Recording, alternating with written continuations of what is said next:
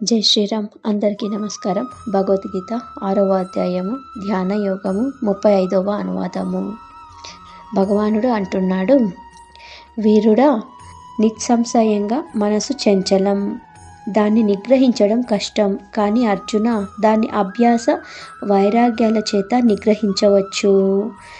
మనసు నిగ్రహించడం కష్టం అన్న దానిలో సందేహం లేదు.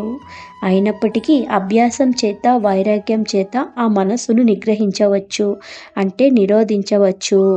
అభ్యాసం అంటే ఏదో ఒక ధ్యాన విషయ వస్తువునందు ఒకే భావాన్ని మరలా ఆవృత్తి చేయడం.